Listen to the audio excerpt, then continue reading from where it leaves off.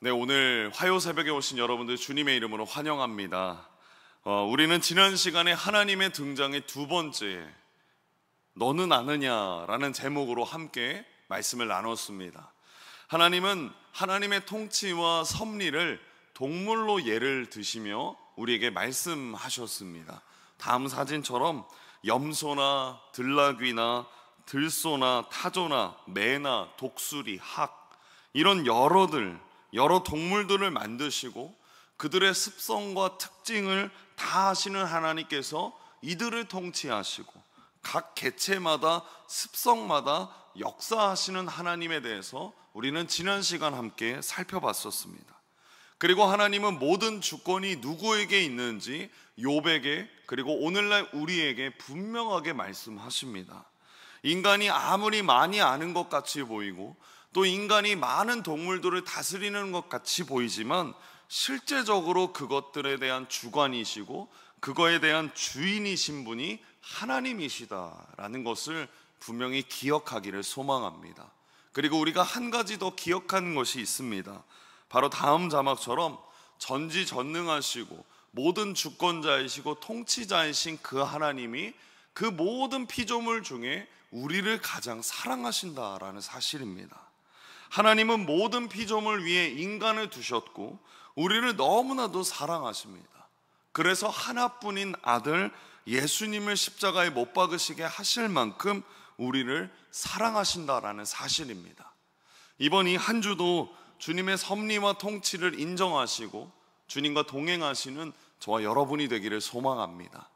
오늘 본문은 이제 다음 자막처럼 두 부분으로 나뉘어집니다. 1절에서 5절은 하나님의 질문에 대한 욥의 대답이 말씀되어 있고 또 14절까지는 욥을 향한 하나님의 두 번째 질문이 이어지고 있습니다. 오늘 이 1절부터 14절 말씀을 한 절 한 절 함께 살펴보겠습니다. 우리 우선 본문 1절과 2절 말씀입니다. 우리 함께 합독하겠습니다. 여호와께서 또 욥에게 일러 말씀하시되 트집 잡는 자가 전능자와 다투겠느냐. 그렇습니다. 하나님이 욥을 향하여서 이렇게 말씀하십니다. 트집 잡는 자, 그리고 하나님을 탓하는 자, 또 쉬운 성경과 새번역 성경에는 하나님을 비난하는 자라고 부르십니다. 이렇게 부른 이유는 욥은 그동안 자신의 죄가 없는데도 고통을 받고 있다라고 자신의 무죄에 대한 것을 줄기차게 주장해 왔습니다. 왜 자신은 이런 고난을 받게 되고 있는지 전혀 모르겠다라고 하소연했습니다. 그것은 결국 하나님이 무엇인가 실수하고 있기 때문에 자신이 이런 고난을 받고 있다라는 그 탄식의 고백이었습니다. 자신의 무죄와 자신의 결백에 지나치게 몰두한 나머지 자신도 모르게 하나님 앞에 탄식하고 있는 것입니다. 여러분, 이게 왜 잘못된 것이냐면 욥의 친구들이 욥을 향하여 어떤 법칙을 적용했습니까? 인과응보에 대한 법칙을 적용했습니다. 너가 어떤 원인이 있으니까 이런 결과를 받게 되는 것이다 라고 분명하게 욥의 친구들이 얘기했을 때 욥이 어떻게 반응했습니까? 나는 억울하다, 나는 아무런 잘못이 없다 라고 말했습니다. 인과응보의 법칙이 자신에게 적용되지 않는다고 분명하게 부정하며 이야기했습니다. 그런데 욥이 하나님을 향하여 어떻게 얘기합니까? 하나님, 저는 죄가 없는데 왜 이런 결과를 받게 되는 것입니까? 그렇게 친구들에게 부정했었던 인과응보의 법칙을 하나님 앞에 적용하며 얘기하고 있었던 것입니다. 그러니까 결국엔 남이 자기에겐 인과응보를 얘기했을 땐 그것을 부정했지만 하나님 앞에는 그것을 적용하며 이야기하니까 하나님이 이렇게 말씀하시는 겁니다. 너는 트집 잡는 자다. 너는 하나님을 탓하는 자다. 너는 하나님을 비난하는 자다. 명백한 모순의 모습을 이야기하고 있는 것입니다. 그런 욥이 이제 하나님을 만나게 되니까 어떻게 얘기합니까? 오늘 본문 3절과 4절과 5절 말씀입니다. 4절 5절 말씀 우리 함께 합독하겠습니다. 보소서, 나는 비쳐나오니 무엇이나 주께 대답하리이까? 손으로 내 입을 가릴 뿐이로소이다. 내가 한 번 말하였사온즉 다시는 더 대답하지 아니하겠나이다. 뭐라고 변명할 것이 없습니다 라고 말합니다. 도전적이고 억울했고 하나님 앞에 탄식하던 모습의 욥이 아닙니다. 욥은 하나님 앞에 자신의 무지, 자신의 그러한 모든 무능을 절실하게 깨달으니까 더 이상 할 말이 없는 것입니다. 그러나 특이한 것이 하나 있습니다. 욥이 지금 자신의 잘못을 인정하지 않습니다. 잘못했다, 하나님 내가 이것은 정말 잘못했습니다 라고 말하지 않습니다. 여러분, 우리가 일상생활에서 좋은 관계를 가장 맺게 될 때 가장 많이 해야 되는 것이 무엇이냐라고 말한다면 저는 두 가지를 말씀드리고 싶습니다. 감사와 죄송하다라는 말입니다. 감사합니다. 감사할 땐 감사해야 좋은 관계가 이루어지고, 미안하다, 죄송합니다 라고 말해야 될 때 그것을 말한다면 사랑받는 사람이 되는 것입니다. 좋은 관계를 맺을 수 있습니다. 자신이 잘못했는데도 미안하다라는 말을 하지 않고 그냥 넘어가는 사람들이 정말 많이 있습니다.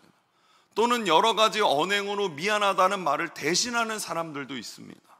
어떤 때에는 미안하다라는 말을 대신해서 풀어지는 경우도 있지만, 잘못했을 때 그것을 잘못했다라고 말하지 않으면 오히려 변명이 되거나 오해를 받을 수 있습니다.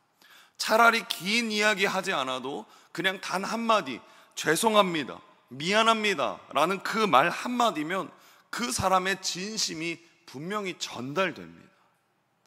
욥은 하나님 앞에 자신의 무능과 자신의 무지에 대해서 분명히 깨달았지만 아직 하나님께 잘못했다라고 인정하지 않습니다. 그렇게 욥이 잘못을 인정하지 않은 것을 보고 하나님께서 두 번째 질문을 이어가십니다. 오늘 본문 6절과 7절 말씀입니다. 우리 함께 합독하겠습니다. 그때 여호와께서 폭풍우 가운데에서 욥에게 일러 말씀하시되 너는 대장부처럼 허리를 묶고, 첫 번째와 똑같이 폭풍우 가운데 임하신 하나님께서 7절을 보면 욥에게 이렇게 말씀하십니다. 대장부처럼 허리를 묶고 대답해라. 비굴하게 대답을 회피하지 말고 남자답게 대답해라 라는 것입니다. 욥이 자신은 잘못이 없다, 고통을 받고 있다 라고 말하면 결국 하나님의 판단이 잘못되었다라는 것이 됩니다. 그래서 하나님이 이제 물으시는 것입니다. 두 번째 질문입니다. 우리 8절 말씀 함께 합독하겠습니다. 내가 내 공의를 부인하려느냐, 내 의를 세우려고 나를 악하다 하겠느냐. 이 말씀을 쉬운 성경으로도 함께 살펴보겠습니다. 우리 함께 쉬운 성경으로 합독하겠습니다. 내가 내 판단을 무시하여 자신을 옳게 여기고 나를 비난하느냐. 욥, 네 자신이 옳다라고 증명하려고 너의 잘못을 나에게 뒤집어 씌우려고 하느냐. 그렇게 하나님이 말씀하시면서 하나님은 이제 풍자적인 질문들을 던지십니다.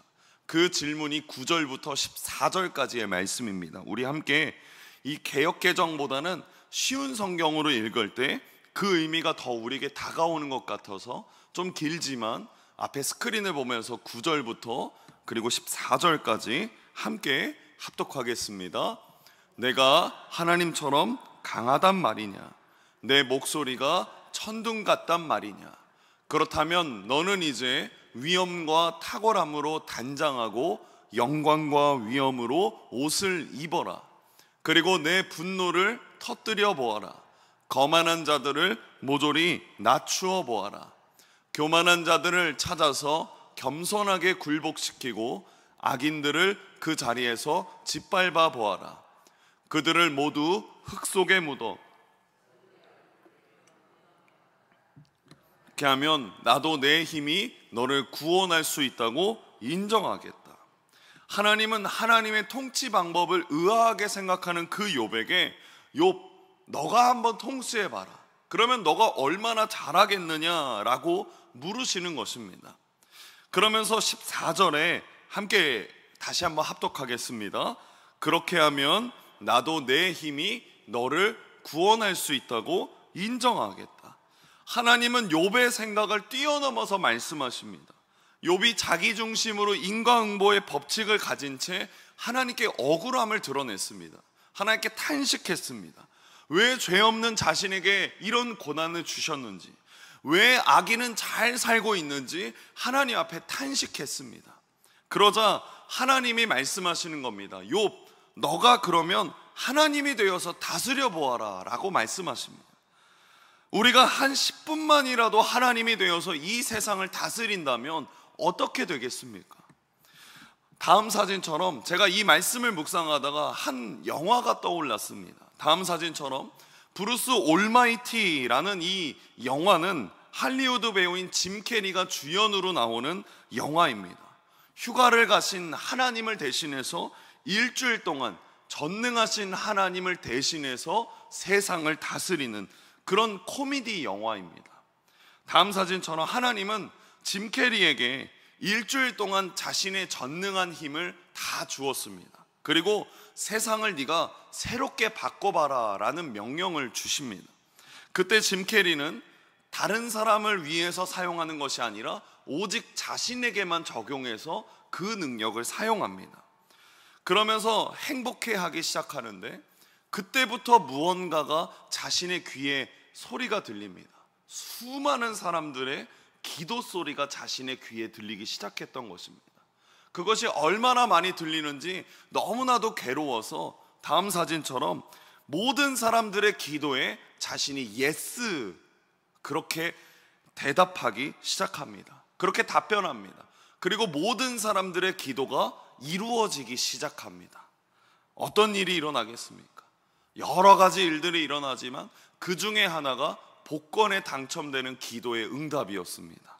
사람들은 복권에 당첨되기를 기도했고 그 모든 것이 당첨되어서 나중에 당첨금 수령금을 보니까 17달러밖에 되지 않습니다. 그러자 사람들이 폭동을 일으킵니다. 또 하나는 자기 여자친구에게 달을 끌어와서 그 달 때문에 지구 반대편에 있는 사람들에게는 해일이 일어나는 그런 일들이 짐 캐리에게 일어나는 것입니다. 결국엔 이 짐 캐리는 이러한 사건들을 통해서 전지전능함이 단순히 큰 능력만 있는 것이 아니구나라는 것을 뼈저리게 느끼게 됩니다. 여러분, 인간이 단 1초라도 공평하게 공정하게 이 세상을 다스리는 것은 불가능합니다. 욥이 비난했던 것처럼 하나님이 정의롭지 않기 때문에 의인이 고통받고 악인이 번영하는 것입니까? 하나님은 정의를 위해서 인간이 볼 때 선한 사람에겐 상을 주고 악한 사람에게는 벌을 주어야 되는 것이 맞습니까? 그것은 어디까지나 우리 인간의 시선에 불과합니다. 인간은 스스로 얼마나 악한지 모릅니다. 만약에 알고 있다면 스스로 선하다고 할 수도 없을 것이고 상을 바랄 수도 없을 것입니다. 하나님은 오늘 본문을 통해서 욥과 오늘날 우리에게 큰 깨달음을 주십니다. 바로 다음 자막처럼 하나님의 생각과 길은 우리의 생각과 다르다라는 것입니다.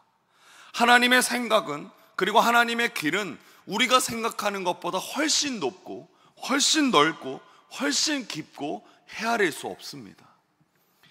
잠언 16장 9절에 하나님은 이렇게 말씀하십니다. 우리 함께 합독하겠습니다. 사람이 마음으로 자기의 길을 계획할지라도 우리가 모르는 것을 하나님은 알고 계십니다. 그렇기 때문에 우리는 겸손하게 하나님의 말씀을 들어야 되고 하나님의 일하심을 받아들여야 합니다. 우리에게 고난을 주신다? 그것은 또 다른 하나님의 계획이 있는 것이고, 우리에게 상을 주신다? 그것 또한 하나님이 우리에게 훈련시키고자 하는 그 무언가가 있다라는 것입니다. 다시 말해서 그것은 무엇이냐? 하나님의 인도하심을 따라 사는 삶이 최상의 삶이라는 것입니다.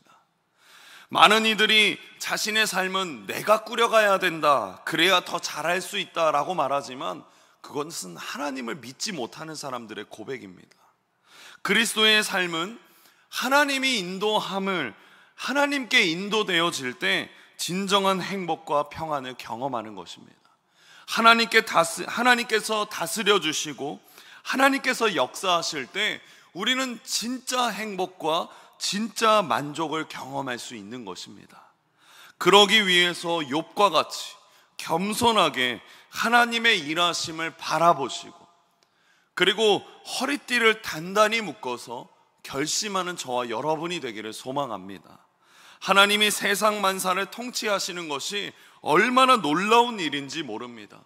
우리에게 이러한 일이 주어진다면 머리가 아파서 하루도, 아니 단 1분도 통치할 수 없을 것입니다. 이토록 모든 것을 사랑하시고 모든 것을 공평하게 공정하게 다스리시는 하나님의 주관하심에 우리는 감탄하며 살아가는 그런 인생이 되기를 소망합니다. 우리의 인생은 아직 끝나지 않았습니다. 그 통치를, 그리고 주님의 인도하심을 기대하는 오늘이 화요일이 되기를 소망합니다. 놀라워하십시오. 하나님의 통치하심에 당연한 것이 아니라 감탄하십시오. 오늘도 그 말씀 앞에서 하나님의 손길을 경험하시는 저와 여러분이 되기를 주님의 이름으로 축복합니다. 기도하겠습니다.